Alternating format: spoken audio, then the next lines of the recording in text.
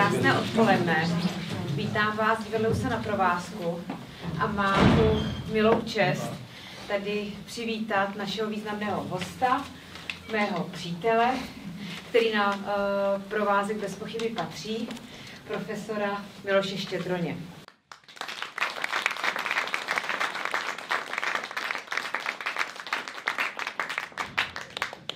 Miloš opravdu svojí prací prolnul celou historii Divadla se na provázku.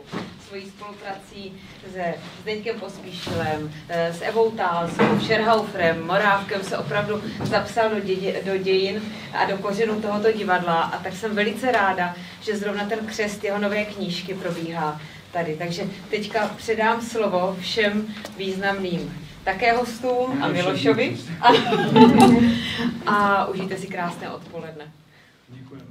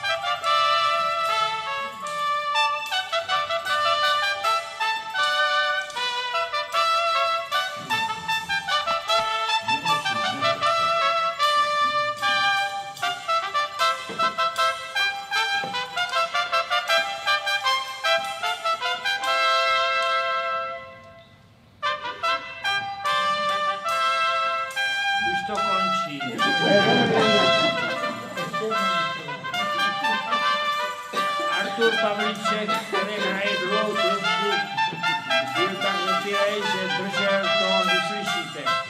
Až ho Hnělička musel šťouknout. Teď to přijde.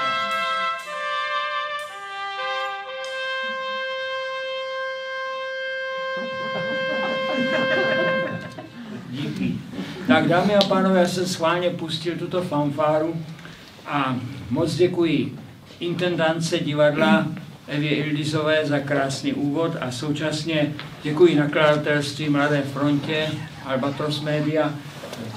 Představitelem je šéfredaktor, spisovatel, překladatel Tomáš Dinter, který potom promluví samozřejmě, můj přítel Jiří Kamen, který, a to přečtu tu formulaci, protože mě na ní záleží, který je emeritní šéf stanice Vltava Českého rozhlasu a který materii knihy sformoval do této podoby a zbavil náplň mnohých mystifikací a samozřejmě nové mystifikace vymyslel. Podle známého pravidla Davida Loche, že každé dekodování přináší v zápětí nové zakodování. Já budu stručný. Přítel Gargula kdysi řekl, že bude mít 54-minutový projev a potom teda mluvil 3 minuty, že? Tak nechci být v opačném gardu, ale chtěl bych připomenout přesto všechno asi 4 věci. Nejprve čeština.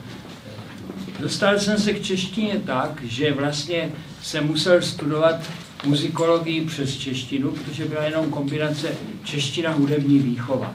Té hudební výchovy jsem se zbavil ve 2. ročníku a se mnou přestoupil celý ročník, tehdy to bylo 7 lidí, dneska je to asi 107 lidí.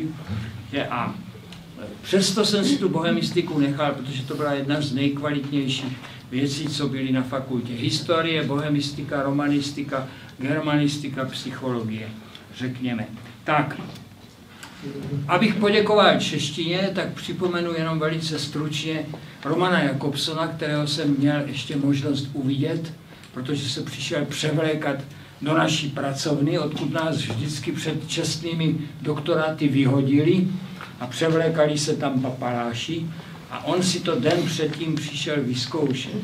A my jsme čekali jednoho důchodce, který měl přijít spravit art deco křeslo a jmenoval se pan Tuma. A seděl jsem tam s neboštíkem Pečmanem a teď klepal někdo a Pečman vyskočil a říkal, to je ten pan Tuma, pojďte dál, pane Tumo. A Jakobson pravil, já nejsem Tuma, já jsem Roman Jakobson. A Pečman pravil, to je průser. Průser, pane profesore, průser, vás zná celý svět a tak.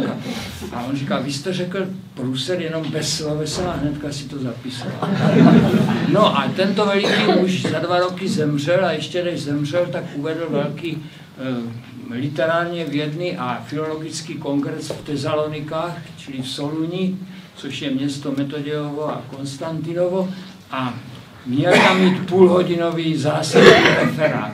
A referát neměl a pravil jenom, já se vzdávám svého referátu a chtěl bych jenom pozdravit přípitkem druhý rodný jazyk. A prvním jazykem je ruština a druhým mým jazykem je čeština. Je to jazyk Husa, Komenského, Balbína, Michny z Otradovic, Nerudy, Máchy, měl jsem říct Máchy, Nerudy, že? A potom řekl Čapků a to bylo velice důležité, Vrchlického, Hrabala a Haška a Milana Kundery. Toto prosím řekl tehdy. Já bych dodal ještě Vítězslava Nezvala. Vítězslav Nezval se objevil v Rudém Prahu 1954 dvojverším. Když vidím soudruha Gottwalda, tančil bych jak Esmeralda. Jenomže to nenapsal a šíleně se rozčilil a napsal protestní dopis a 10 let se to zjišťovalo a pak se přiznal Jan Trefulka v době tání. Ale on byl autorem geniálních, to je prostě Vrchlický 20. století, aby už nikdy piloti onemocněli gonoreou, nezhazovali nad Koreou. Takže to je k češtině. Dál moje druhá oblíbená řeč, ve které komunikuji po matce, to je srbština, černohorská. Dědeček byl vojenský lékař rakouský a vzal si Černohorku z Budvy. Budva je benátské město, které je ze 7. století, takže je starší než Praha a je vlastně pod Benátským lvem a babička, která tam byla mladá, nekonzumovaná vdova, kdo si koupí knihu, tak si to přečte, jak to bylo, že ji provdali za nějakého milionáře do San Franciska, než tam přijela lodí, tak on umřel, takže zase jela zpátky a potom přišla do ordinace k dědečkovi a ten si ji namluvil. Takže to je můj druhý jazyk a k tomu řeknu jenom tolik, že jsem vyrůstal prostě obklopen srbštinou, protože matka pořád mluvila s nějakýma Srbkama srbsky a já to připomenu touto příhodou, kterou považuji za dost signifikantní. Byl jsem v Budvě mnohokrát a jednou jsem tam byl a Jiřina byla na pláži s dětmi a já jsem pozoroval televizi. V televizi mluvil ten nejvyšší, maršál Josif Broz Tito. A já jsem mu poslouchal a teďka se mě ta srbština zdála taková divná. A tak říkám tetce, teďka kao on govori to, odakle on je Hrvat ili je Makedonac ili Srb, pa nije. A teďka ona předestřela takovou tu legendu, že on je za svých, že on patří všem, že hranice procházela jeho domem, že mezi Chorvatskem a Srbskem, aby se to smířilo všechno. Dobře, za 10 minut přišla holčička, přinesla fíky, praneteř nějaká, a řekla to tež, co já, když se na to dívala, že maršál mluvil dál. No a načež, zkrátka a dobře, dostala počuní, že a perpetuum silencium, aby držela hubu, že a tak mě to bylo podezřelý a pak jsem v Bruselu se ptal jednoho Srba, který byl zarputilý monarchista a nenáviděl Tita a on mě říkal, teď to řeknu česky, on mě říká, a to je váš člověk, to je Josef Brož, volínský Čech. Jirka to všechno vysvětlil, že on to vypátral, že je s Vlašimi, že on to všechno potom řekne. No a teďka řekl mě to srbsky, mě krásně řekl, že ty si vidio nekad srbskog partizána koji svira na glasovir, koji voli swing i koji izgleda kao Göring. Ty jsi viděl někdy srbského partizána, který vypadá jako Göring, hraje na klavír a ještě mám rád swing. Že? Jsem řekl, no takového partizána nejsem viděl, takového jsem nikdy neviděl. Takže to je moje srbština, moje ruština, to je po babičce. Babičku totiž jako černohorskou dívku, polosirotka a potom sirotka poslali do Licea, do Oděsy. Tam pravidelně chodili dívky. Černohorci se považovali za šlechtu, byli to bohatší nebo chudší sedláci a bylo to něco jak ve Skotsku, klany. Ano, a teď prostě museli všechny ty dcerky museli napochodovat na 5 let do Oděsy.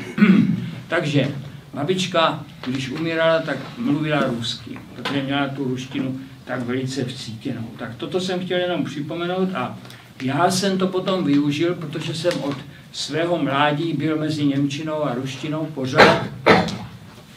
Když jsem byl v Bruselu u své tety, která se tam zachránila, protože ji opustil manžel po válce a vyměnili za mladší model, tak mě to řekla jedna kamarádka, kterou jsem zdravil na přechodu a říkám, pozdravuj manžela, ona říká, už mě vyměnil za mladší model. Tak to si pamatuju od té doby, to je hezké úsloví. No a tak, když jsem tam přišel do toho Maison Risse, tak jsem byl představen největší celebritě, co tam byla, a to byla Puškina. To byla vnučka Puškina a teďka prostě musel jsem se jí představit, napochodoval jsem, že a teď ona mě říká, odkuda přišli, že tak jsem říkal, z Čechoslováky, ona nevěděla, co to je, pochopitelně Čechoslováky a že a tak. A teďka mě říkala, no, кажется, знаете, můj děduška byl veliký ruský poet Aleksandr Sergejevič Puškin, no on u vás vůbec neznakom ili zaprešťon může být, že je zakázaný u nás nebo neznámý.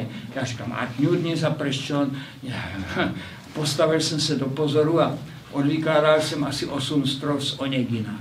Můj děda samých čestných pravil. Когда не в шутку за не мог, он уважать себя заставил. И лучше выдумать не мог. Его пример другим наука, но, боже мой, какая скука. С больным сидеть день и ночь, не отходя ни шагу прочь. Какое низкое коварство полуживого забавлять, подушки ему поправлять. Вставать и думать про себя, когда же čort vezme od tebe.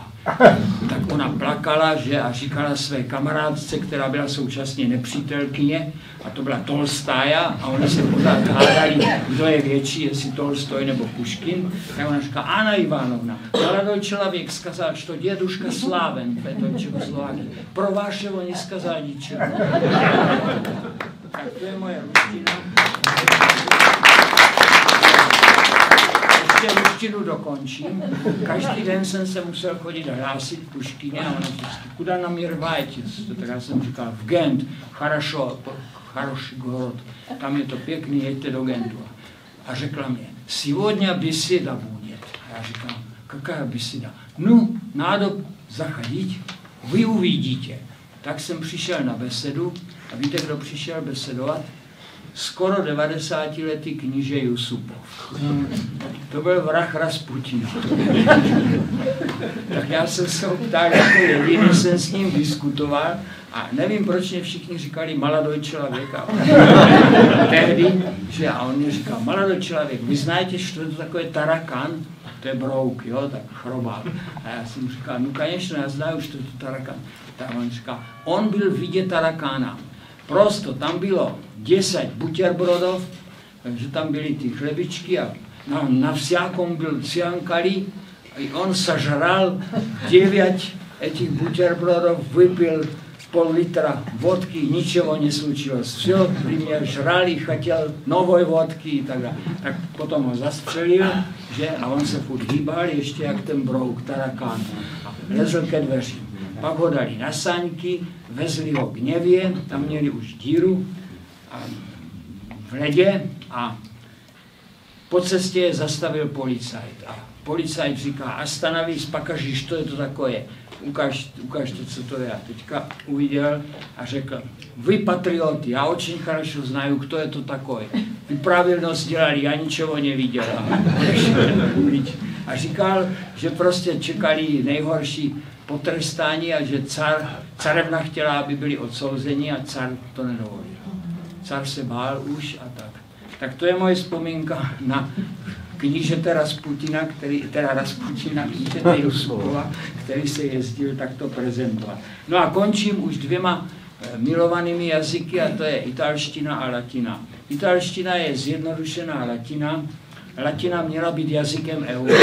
To je moje hluboké přesvědčení, protože by to přijali jistě Francouzi, Španělé, Portugalci a Italové. No a z italštiny řeknu tuto příhodu, kterou si pamatuju velice dobře. Jezdili jsme s kamarády do Říma a do Paesta. Když jsme se jednou seznámili s novou lihovinou, a to byl Aperol, který se tam tehdy objevil a všude se rozdával zadarmo, tak jsme se dost cákli a leželi jsme na pláži a já jsem byl vyslán, abych koupil dámám kávy. Hana tam byla. Ano, prosím. To byla. Irena tady není, ale omlouvala se přijde. Armutidisová. No a tak prostě jsem šel, tam seděla taková stará babka, já říkám, signora, prego presso. Teď ona se na mě vrhla a řekla mi, che presso? A říkám, no presso normale, no normale, molti pressi, že je mnoho druhů. Já říkám, per esempio, a schválně jsem si to napsal, ona mě říká, Napolitano, Lombardo, Viniciano, latte macchiato, lungo, e 20 gocce, 20 kapel. A pak se zamyslela a řekla, e per stupidi americani con un litro dell'acqua. Pro americký blbce zrcadlo. Tak, a z latiny úplně poslední vzpomínka. Latinu jsem miloval, hodně jsem ji studoval, a řeknu tady tento příklad. Jednak Jan Novák, skladatel, kterého považuji za skladatele velikosti Martinů, při nejmenším. To byl genius naprosto a vůbec to nedával najevo a byl velmi přirozený a byl obrovský milovník latiny a současně latinský básník. A ten mě ve studovně, když jsem ho obsluhoval, tak mě neustále vyzýval, abych něco napsal, že mě to provede. To se stalo. O tom nechci mluvit, ale chci dát tento krásný příklad z latiny. Je to skutečně pěkný příklad. Za latináři jsem chodil pravidelně, protože oni v podstatě byli taková veselá parta.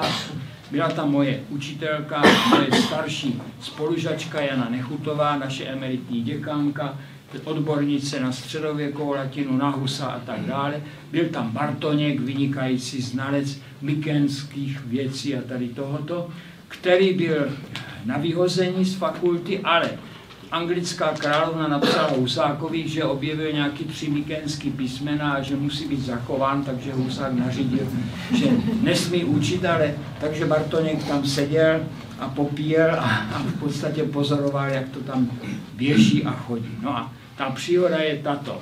Já jsem s nimi seděl, protože Bartoněk měl nějaké narozeniny, přinesli jsme všichni všechno a teď přišel vyděšený profesor Češka, vynikající znalec starověku, národní socialista, katolík a komunista, a potom samozřejmě katolík s komunistickou legitimací, že takových bylo velká spousta. No a byl to ale velmi slušný člověk, neublížil nikomu, ale byl neustále strašně vyděšen a jako proděkan pro vědu neustále říkal, když přicházely ty všelijaké pokyny od celoškolského výboru KSČ, tak vždycky říkal, Jezus, nový dokument. Tak tím byl slavný. Teď on přišel a bylo vidět, že je ve velkém pohnutí mysli a říkal, že Jezus, soudruh Coufal chce být, to byl předseda celouniverzitního výboru KSČ, soudruh Coufal chce být uveden na pozvánce.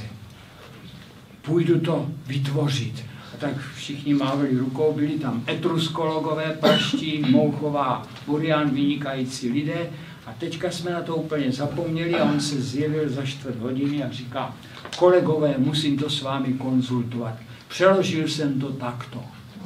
Jan Chloupek, to byl děkan, Nos, Jan Chloupek, dekanus facultatis filosofia universitatis Purkyniense, tehdy ještě, et Ladislav Coufal, qui cohorte komunistice praeest.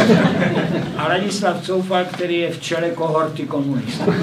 Ta Mouchová spadla na zem úplně a říká, pane profesore, to je geniální, kohorta. Je to uzavřený tvar. Takže namluvil jsem toho víc než dost, termina lingve, to je krásné latinské úsloví a teď prosím šéfredaktora Mladé fronty Tomáše Dintra, aby řekl něco, co prostě jak tady to na něho působí.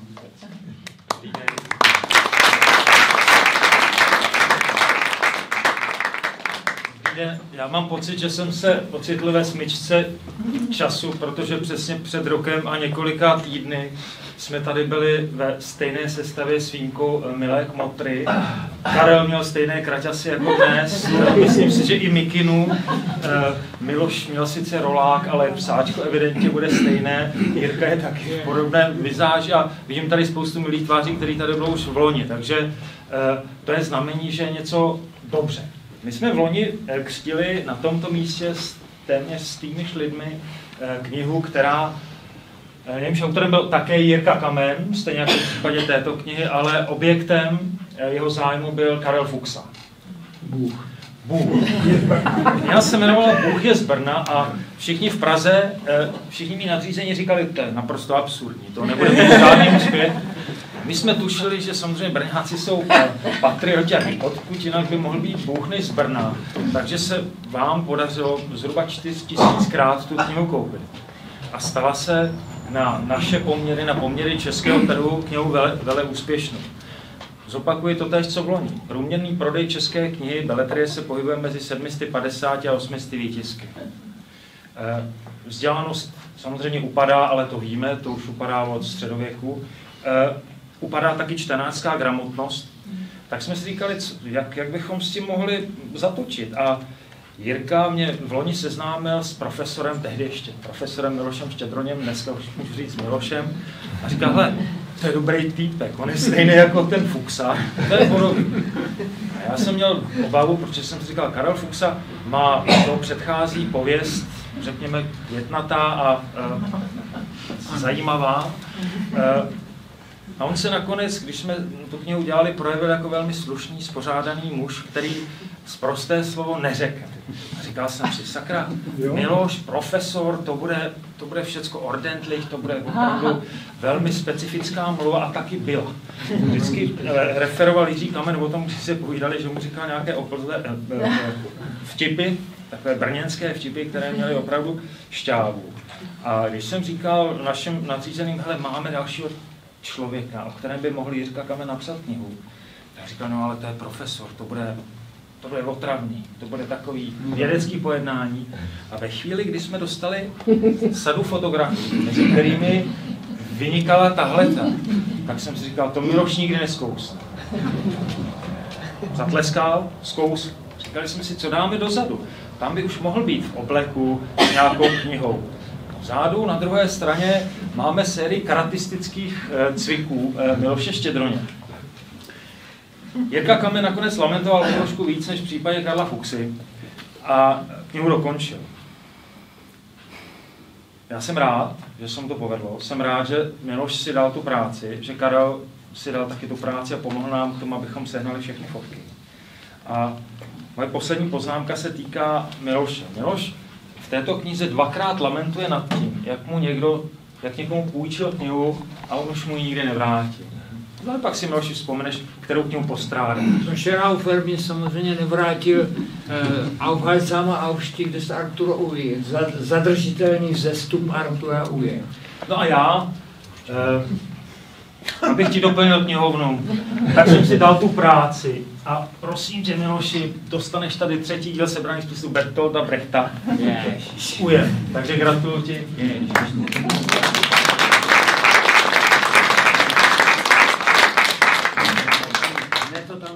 Tam je pořád ta mezera. A protože Miloš nechtěl žádného moderátora, tak se ujmu toho, kdo posouvá tu řeč a přesunu se, nebo předám slovo Jiřímu Kamenovi. Miloš o něm řekl, že to je ex-šéf Vltavy. Je to člověk, který dostal řadu ocenění za svou novinářskou práci, některá ocenění taky za svou literární práci, mimo jiné Elvis ze Záluží byl nominován na Magnézi literu.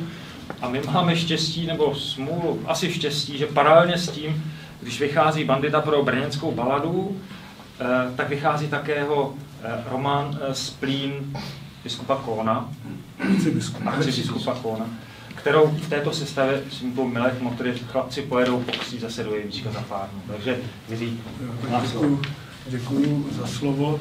Já bych začal tak, že tady to Tomáš tu genezi knížky popsal hodně jednoduše, jak jsme se rozhodli.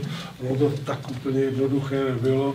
Například já jsem měl co se týče teda Karla, jo, tak přece jenom s ním to bylo tak jako jednodušší, ale tady jsem měl respekt. Vysokoškolský profesor, muzikolog, já nejsem jako muzikolog navíc. Co se týče muzikologické literatury, mám takový pocit jako čtenář, že se to Miloši promění, nedá se to moc číst. Jo, takže to byla ta moje jako taková lehká obava, kterou Tomáš nazval lamentování, ale jako velmi brzo jsme se dostali na nějakou, řekněme, společnou notu a tady jako dokladem té knížky, jak vypadá, bylo to, že Miloš první ty 3 historky, který vykládal, tak ty jsou skoro, já si tu knížku teď ještě pamatuju z paměti, tak ještě půl roku a všechno zapomenu, ale teď si ještě pamatuju, tak první 3 historky jsou tady v knížce, akorát co se týče toho Rasputina, tak tady si, protože jsi divadelník, máš tady publikum, tak si přidal Tarakána. To tam není, takže až to budete číst, tak si můžete představit, tady Miloši. To je totiž básnička Tarakán, Tarakániště, Tarakánov, takže to je, já jsem si to nějak zafixoval a napsal to Samuel Maršák. No, to byl taky ve škole, jsem se s ním nějak seznámil. A teď ještě tady k té knížce Karla Fuchsy Bůh je z Brna. Jsem nedávno byl v nakladatelství Argo, který vydalo toho Kohna a tam se mnou bavili jako o tom, proč se ta knížka jako prodává. Jo. Tak já jsem říkal nějaký důvody, který si myslím, jo, mimo jiné to, že Karel velmi dobrý vypravěč a tak, a že ty historky jsou originální a zároveň, že ta knížka je nějakou výpovědí o historii a tak dál. Ale že jsme taky dělali osudy v rozhlase předtím, který máme zjištěný, byli velmi úspěšní a pak ještě byli jsme na radiožurnálu Výbornou a to taky nějak jako ovlivnilo. No a to v tom Argu mě řekli, ne, to vůbec to rozhodující Bůh je z Brna. To rozhodlo ovšem. To rozhodlo ovšem, takže Karle, to je ten důvod. Mě Miloš žádal, že bych mohl tady říct něco o nějaké mystifikaci, ze kterou celý život žil a kterou se mě podařilo teda demystifikovat. To je taková jako náhoda, ta se týká jeho strýce Jana Vazgestyana, on teda používal někdy i jméno Ivan, který působil v Iránu a já jsem se k tomu dostal úplně tak jako náhodou. Já jsem kdysi napsal knížku o Vídni, kterou taky vydal Tomáš a tam jsem psal, jestli znáte Alois Musil. To byl velmi významný orientalista, jehož knihy teď jako vychází, psal i jako dobrodružní romány, takový jako Alá Maj.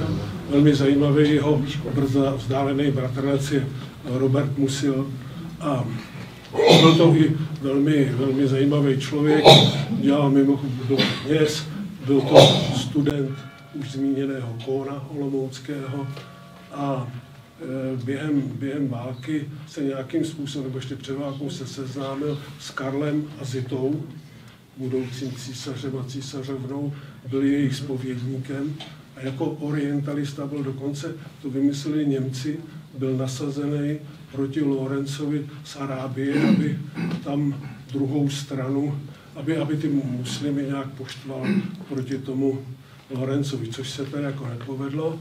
A když se potom po válce přišel do Československa, tam bylo takový, jako na Karlově univerzitě byla vzpoura, nechtěli ho jako Rakušana, zatvrzelýho a přimluvil se za ně Masaryk, tak ho vzali a s Masarykem potom vymysleli takovou jako docela kuriózní věc, která není moc známá, že naše zahraniční politika bude orientovaná na Blízký východ a že tam budeme mít jako nějaké své zájmy, tak se vytvořil orientalistický ústav, což byla vyloženě spíš rezidentura.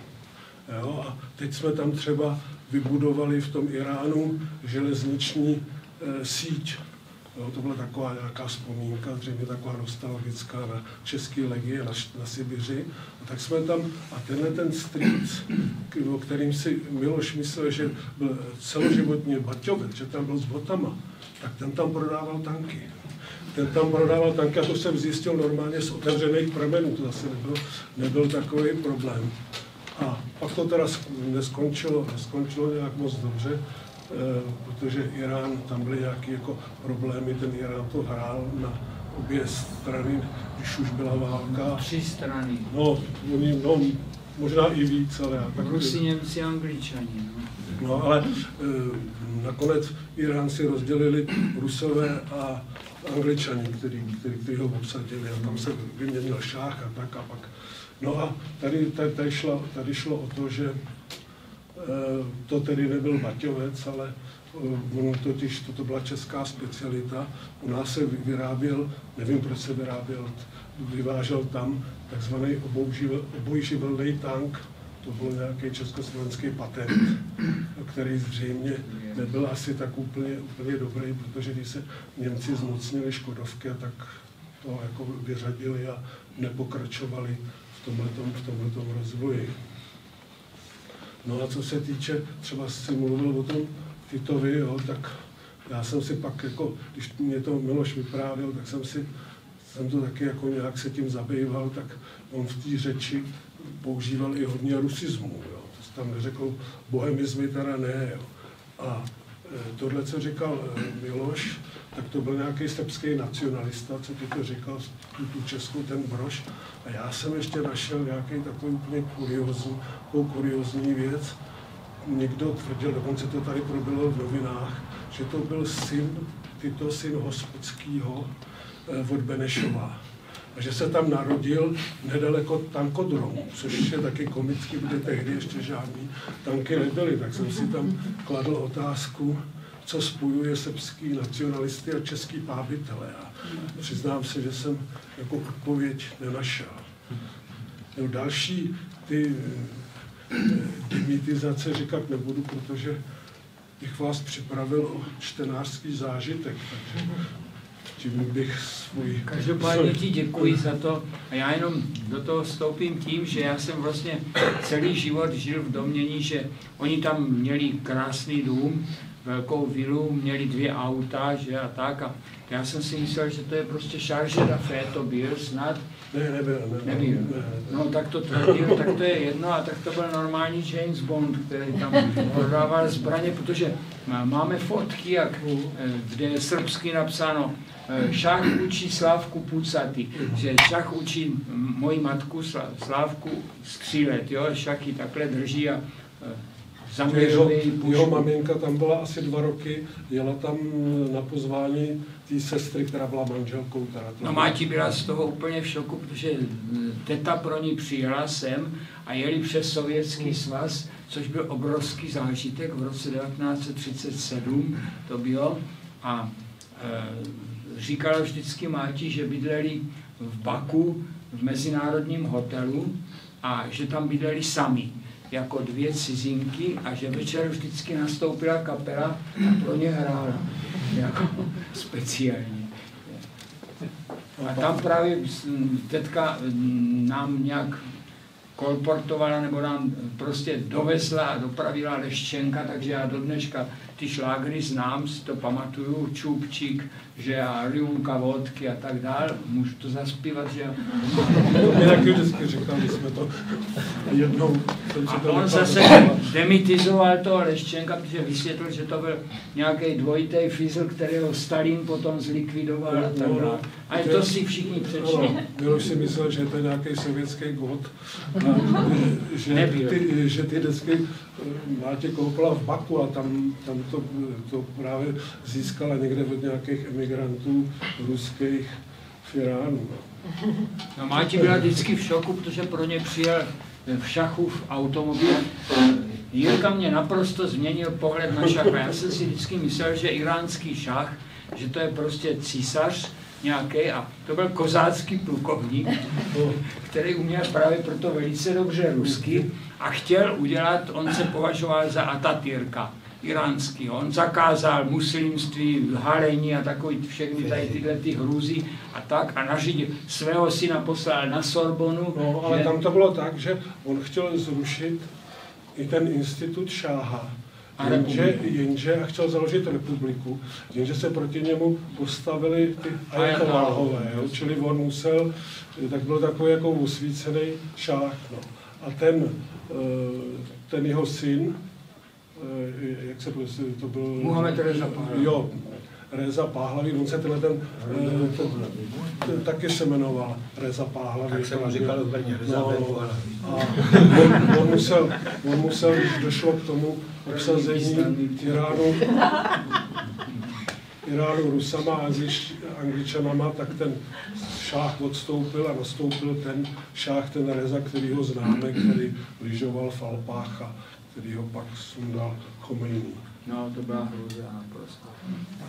K tomu jenom anekdota, co se stala u nás, když se stalo to, že Karlova univerzita dala čestný doktorát Rezovi Pahlaví a Šahbánu, té jeho manželce, tak tady zasedala vědecká rada, ve které my jsme samozřejmě nebyli, protože jsme byli na odstřel, každý rok nám prodlužovali smlouvy a dozvěděli jsme se, že na té vědecké radě se tady tohleto konstatovalo a že se přihlásil náš šéf, vysloužil a řekl takovou tou svojí typickou dikcí, že když ti Pražáci dali tému Pahlavímu ten čestný doktorát, tak my jsme vždycky kontra, tak co kdyby jsme dali čestné doktorát tomu Chomejnímu? Šíleně se rozčilil Kubáček, nebo jak se jmenoval, když jsme vyhandlovala jeho Kubáček a říkal, že mám to zaprotokolovat, tento nesmysl, že já říkal, ne, nic, to byl jenom for, že já. Ještě, pardon, to úplně na závěr, ty dvě poslední tu latinu a italštinu, to tam není, to tady, to je jako nějaké novum, takže to až do nějakého dalšího, no, to nemůže být dotisk, to musí být nový vydání, že jo. Ale jako já myslím, že máme ještě na to dost času. Teď byl jeden můj známý za Pavlem Kohoutem, který mu je 95, který si zlomil nohu a nějak si rozvažoval, co bude dělat. A v těch 95 údajně podepsal smlouvu s Odeonem na příštích 10 let, že každý rok napíše novou knížku. Takže máme ještě nějaký čas si to promyslet všechno. Tomáši, podepíšem s tebou smlouvu. To jsou naši krstný otec, že? A krstná matka, takže Alžběta Náďová, která tady strávila 10 let byla s Alžbětkou, že? Ona byla vlastně, co jsi byla, produkční nebo? Já jsem byla úplně oficiálně tisková mluvčí. A já právě trochu cítím, že tady jsem, že není asi úplně jasné, proč já tady jsem, tak bych to s dovolením zdůvodnila, protože já jsem na to přišla cestou sem. Protože já, když jsem asi před 13 lety nastoupila na provázek na pozici tiskové mluvčí, tak jsem se samozřejmě seznámila mezi jinými i s profesorem Štědroněm, protože v té době tady se velice úspěšně uváděla stále ještě jeho balada pro banditu, už teda v režii Vladimíra Morávka. A on ostatně pro divadlo napsal ještě řadu potom dalších věcí, Leoše a podobně, takže tady byl častým hostem. A takže jsme se představili, já jsem ho samozřejmě obdivovala už z dob studií, protože mám vystudovanou divadelní vědu, takže jsem chodila na jeho přednášky a tak. A on mě neznal, ale pak se ukázalo, že mě vlastně zná, protože moji dva dědečkové křtili jeho dva syny, každý jednoho.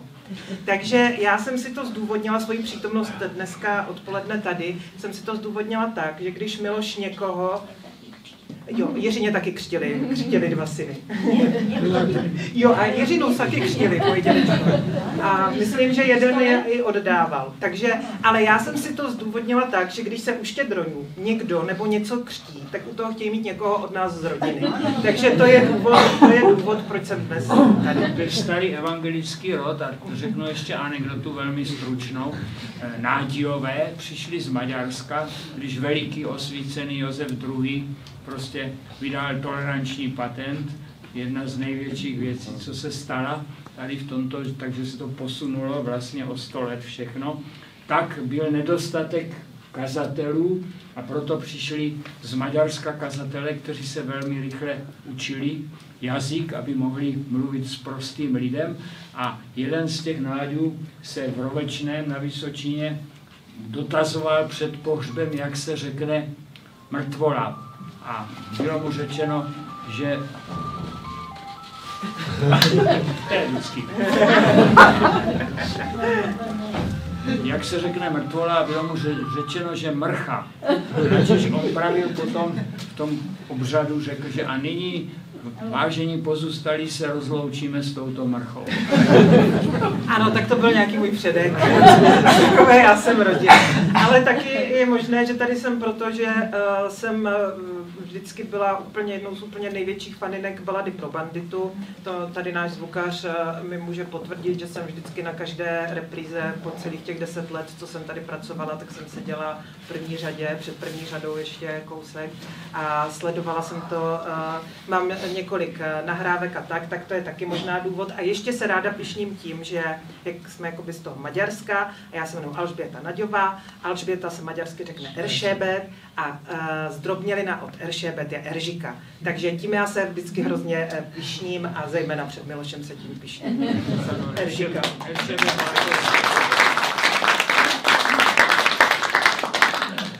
Karle, ty bys měl něco říct. Alžběta vlastně neví, proč to je doopravdy, protože se nejvíc a nejhlasitěji směje. Tak jsme ji pozvali, nebo Miložu poslal, aby tady bylo veselo, uslyšíte postupně v různých tóninách a výškách. Já když jdu sem do divadla, tak poznám, i když je tma, že tam Alžběta je, podle toho smíchu. To je specifický naprosto. A já si dovolím teda sedět chvilku. Já jsem jednou do časopisu Sauna, kam jsem chodil s Milošem, je jako asi 3. náhradník, tak jsem měl o Milošovi něco psat, tak jsem jenom kousek vám přečtu. Ono to možná bude v té knížce, já jsem to všecko nečetl ještě, tak to bude ve jiné variantě. Nejdříve musím předeslat, že moje babička bydlela na Dimitrovově třídě v prvním poschodí naproti Štědroňům, takže od těch 4 nebo 5 let Miloša znám, to jsem netušil, co s ním zažiju. Nejdříve jsem uviděl ve špehýrce Štěpánčino oko. Dlouhé minuty pozorovala, pokud měla volno, co se na chodbě činžovního domu šustne.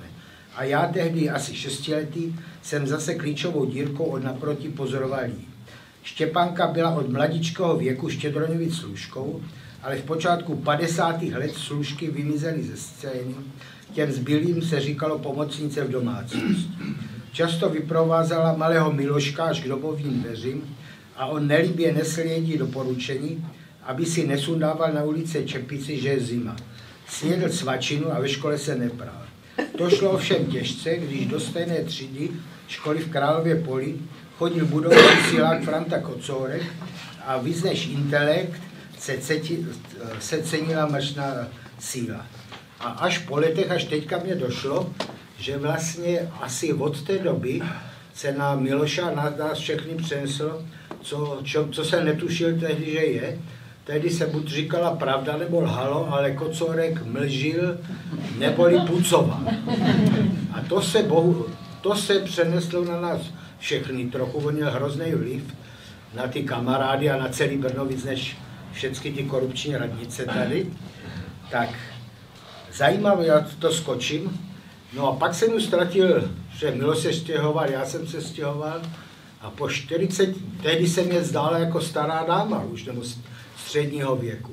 A když jsem pak Miloša navštěvoval tady na Maršově ulici, kam se přestěhoval, tak jednou mě ta Štěpánka přišla otevřít. Já jsem myslel, že ona vypadala stejně, uplynulo 30 let, ona se mezi tím, myslím, vdala, byla vdovou a zase o toho Miloša, tehdy už skoro profesora nebo docenta, starala o jeho děti a vypadala hrozně podobně. Tak to je naprostá mystifikace. Štěpánka Gabrielová byla nám doporučena v roce 1938, protože sloužila u nějakých Němců v Derku nahoře na Lerchově. A to byli velcí nacisté a ona se tam necítila dobře. Tak přišla k mému dědečkovi, který měl ordinaci tehdy ještě a byl vdovec a Štěpánka byla nervově nemocná, nevycházela na ulici, nikdy se neprovdala. Já jsem přesvědčen, že byla jako intakta a byla, šíleně se bála, že měla asi 5 uchazečů o sňatek, ale ona prostě se tak strašně bála. A čeho? No, lidí asi. A byla velice hodná. Karel tam samozřejmě napsal, což je dobrá mystifikace, jakože se vdala a ovdověla, ale to je pochopitelně nepravda. No a potom na pozdní léta k nám jezdila a hlídala kluky, když vyrůstali a pomáhala nám. Vždycky byla 14 dní v Tečicích, kde měla sestru a kde měla takový domek a pak byla 14 dní u nás. Tak to je jenom ad vocem Štěpánka. Tečice, to je tady u Brna, ta no jistě, Omice Tečice. Tam žila Masarykova poslední milenka. Ano, víme. Karle, máš to tam, je to hodně zkrácený, je to s tímhletím Milošovým vysvětlením, co dělá paměť a tak, jakože to nějak... A pak jsme za Milošem chodili s Novákem, to je ten Bůh z Brna, ne já, kníže brněnské bohémy, do toho divadla do toho divadla, jak se to jmenovalo? Malé divadlo hudby a poezie, které jsem já vedl, byl jsem šéfem toho divadla a šéfoval jsem sám sobě, protože tam nikdo další nebyl. A tu poezii potom to vyděšené Moravské zemské muzeum urazilo z toho názvu, protože se báli schvalovaček. Schvalovačky jsem dělal u paní Boženky Skácelové, u manželky Jana Skácela, že? Takže v té době jsem myslel na jiné věci, než na ty texty a ona mě volala třeba Miloši, četl jste to pořádně, toho Josefa Berga, ty texty a říkám, no tak zběžně. A ona říká, tak se stavte u nás. A potom mě řekla, že to nemůžeme pustit, protože to končilo tak, že venku zima, mráz, komunisti. No a Miloš, když jsme něco nevěděli, co jsme většinou nevěděli, tak Miloš tomu Frantovi nebo mě cokoliv řekl, ať už šlo například. Tam byla moje nějaká židovská tetička, jsme se ptali, jak se jmenovala na misi 28. října a Miloš říkal Uhuterová rybníka a Winterhollerplatz. Winterhollerplatz, to byl nenávistný Němec, který nenáviděl všecko české. Před ním byl vynikající Christian Delver, to byl Belgičan, který prostě byl 2krát starostou brněnským a byl zaměstnanec magistrátu pod knížetem Mitrovským, který mu neustále nadával, že publikuje 2 knihy do roka a že prozrazuje státní tajemství, když psal o 17. a 18. století. A potom měl obrovské štěstí, že ve svých 56 letech se vypravil do Alp na kamzíky ve 4 ráno a potkal se s nějakým chlapem, který pozoroval kamzíky a sedli si velice a to byl Franz Josef. Franz Josef se do něho doslova zamiloval a okamžitě ho udělal rytířem a on se mohl vykašlat na ty Mitrovský a pak se stal brněnským starostou. No to je jeden z mála filmových dokumentů s Francem Josefem, jak mu nadhánějí ty kamzíky a on jenom podávají tu pušku a on jednoho po druhým střílí, asi 20, během 2 minut. Jo? No nic, to je odbočení. A protože všecko ten Miloš věděl, tak Kocourek pro něho zavedl název Encykloš a Renesoš. Ne, to bylo tak, že nějaký televizní investigativní novinář, což je teda jako eufemismus pro blbec, tak ten se ptal, že jak byste ocharakterizoval Miloše, že jo? A Kocour se zamyslel, my jsme se znali ze základky, zamyslel se a říká Encyklopedoš Renesoš. Ale ke Kocourkovi. Já jsem Kocourka poznal poprvé, když jsem byl v 6. třídě a jeho přivedli a on byl ve 2. třídě a přivedli ho, protože pan ředitel Kočka nařídil, aby ukázali žáka Kocourka ve všech třídách, protože žák Kocourek se pomaloval anilinovými barvami a rozhodl se, že odejde k cirkusu. Ale byl zadržen, takže od té doby znám Kocourka.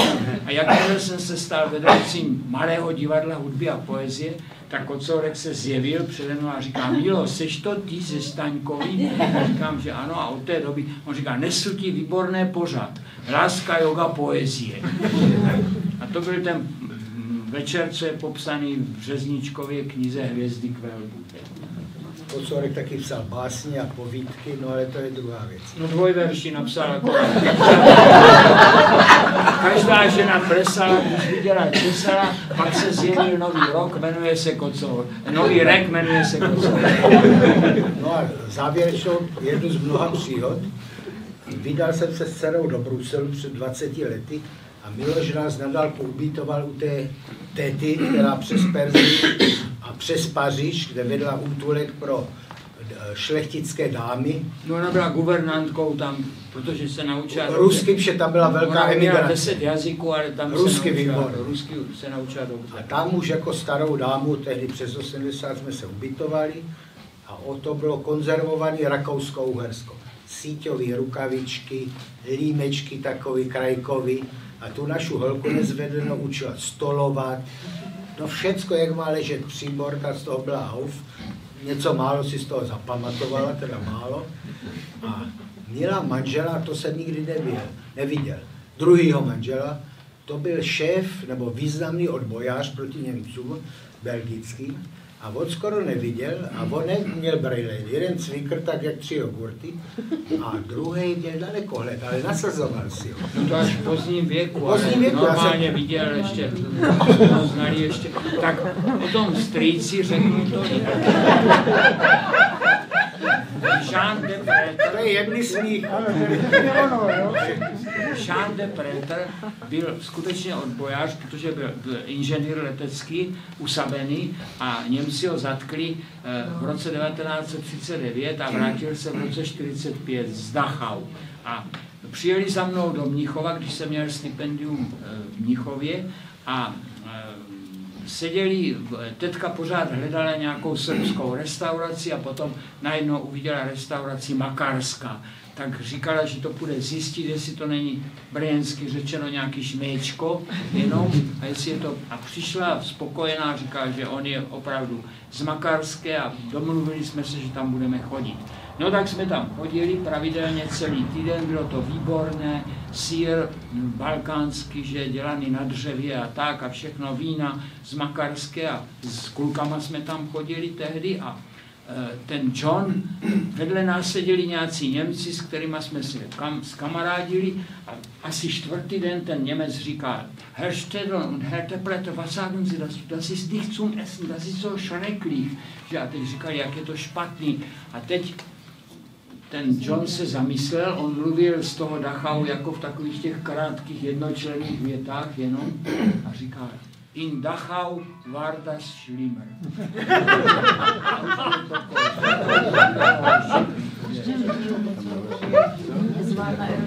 Jo, Kocourek, tady mě Jiřina napovídá, Kocourek měl jednu takovou báječnou vlastnost, že vždycky, když tu někoho zazvonil, tak si čupel. Že jste otevřeli dveře, tam nikdo nebyl. A ta Štěpánka prostě vykřikla. Jiřina šla s oběma syny na procházku povinnou na Vranov, takže ten menší, ten byl spokojený a ten starší už byl naštvaný a potkali Kocourka. Kocourek říká, čau Jiří, kam jdete? Kluci. A teďka ten starší říká otráveně, na Vranov. Že a on říká, kluci, vemte mamu na erotickou burzu, to se milasi. Menší se nadchla, říká, maminko, půjdeme na erotickou burzu. Starší říká, to nepronde, vole. No a ještě poslední tečka jsem důmal, proč on se jmenuje Štědroň. Ale on, to je asi dědičná povaha jeho, protože Miloš dává neúměrně vysoký spropitný číšník. Dokonce 2 mu chtěli to vrátit. Já jsem byl u toho. A když má nějaký ty diplomantky, zejména děvčata, když dělají ty diplomové práce, tak on jim je nejen opraví, a my si mají napíše, a ještě je hostí u toho, takže u něho všichni rádi studují. A ty diplomky jsou samozřejmě výborný, že? No dobře. Tak od toho je asi to jméno. Takže. A nám nosil do divadla a nám dosíval do divadla Sacherdorf. No tak to se tady tak krásně tvářil vždycky v té belgické pralínky, nebo jak se to jmenuje, tady co je u Jakuba. Já jsem ještě vám chtěl zahrát, aspoň abychom, než se rozloučíme a než prostě tady si rozdáme, nebo rozdistribuujeme, jak říkal Fukač. Prodáme. Ne, to říkal Fukač, to říkal, on používal takový metajazyk a říkal, že prostě v impaktu tady tohoto celkového aktu budeme potom distribuovat něco a Morávek, co postavil tady tu budovu, tak mě říkal, já musím na ráno svolat poradu, já tomu vůbec nerozumím, co to je. Prostě se to rozdá. Jak to pochopil, se to rozdistribuovat. No, tak než to uzavřeme, tak jsem vám chtěl zahrát 2 věci. Ze sebe 2minutovku z muzikálu Nana, který uvedl můj přítel Stanislav Moša, a měl jsem teda 2 výborný Nany, protože jedna byla Jitka Čvančarová a druhá byla Alena Antalová. Já to chci zahrát proto, abyste si mě poslechli jako ne prismatem té balady, kterou pořád omíláme dokola, však ji dáme pak ještě na závěr jako pohřební písničku. Takže poprosím jenom o tu, já řeknu ještě text, ten text je docela důležitý.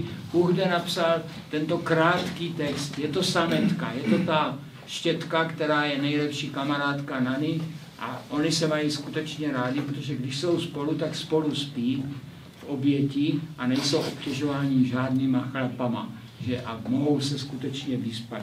Ulice je můj bejvák, má banka a můj bar, ať přijde sníh či slejvák, mě živí trotoár. Všude je plno chlapu, chlapu, chlapu, chlapu a všude samej kšeft, ulice, kterou šlapu, mý nebe, peklo, svět. Tak takhle to Uhde napsal stručně.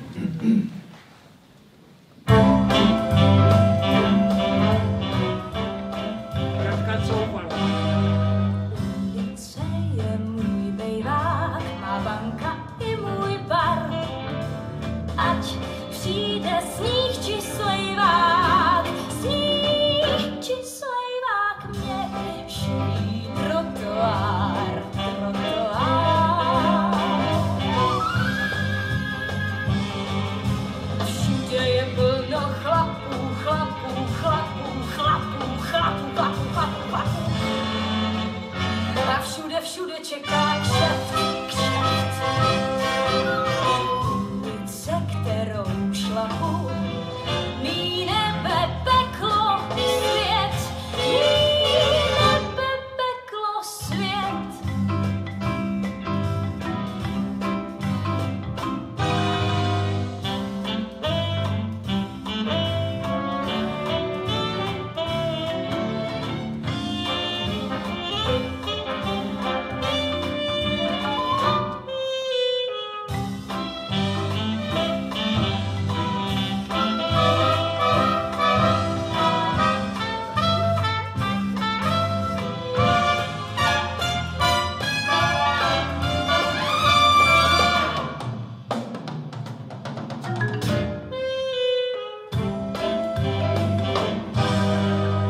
Ulice je můj bejvák, má banka i můj bar. Ať přijde sníh či slejvák, sníh či slejvák, mě živí trotoár, trotoár.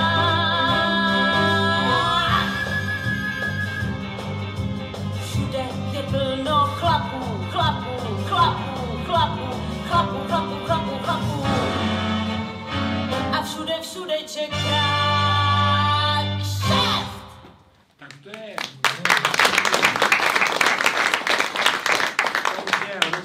dávno. No a teďka na závěr schválně pomíjím nějakou diskusi, protože bych mohl dát jedině takovou tu drzou donutilovskou otázku. Ptejte se, na co chcete, a co chci odpovím, jak vždycky říkám. Zahraju píseň, kterou bohužel hrajeme dost často, vždycky, když se loučíme s někým z kamarády. Tak. To je zbalené.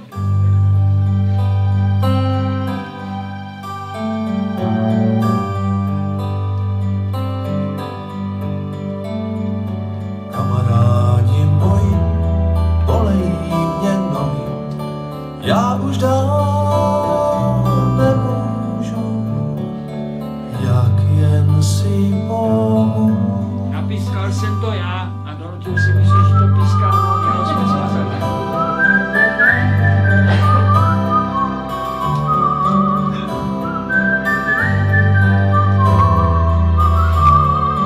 Já jsem byl čistší.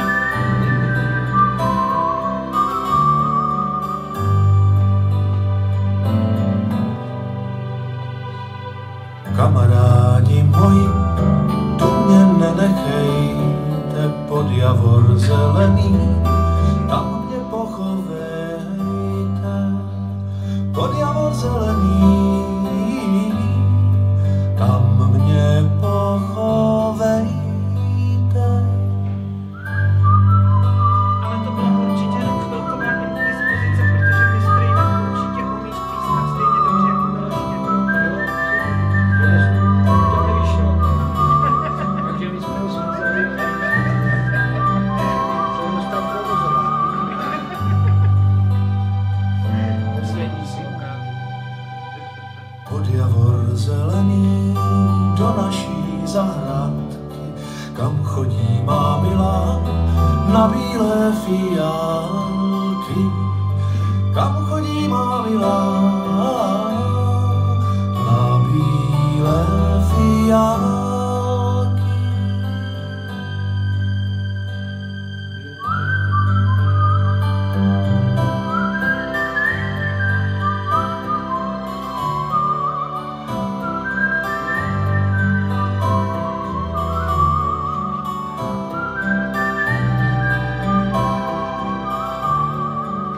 Improvizačka teďka. To jsme nechali od něho tady.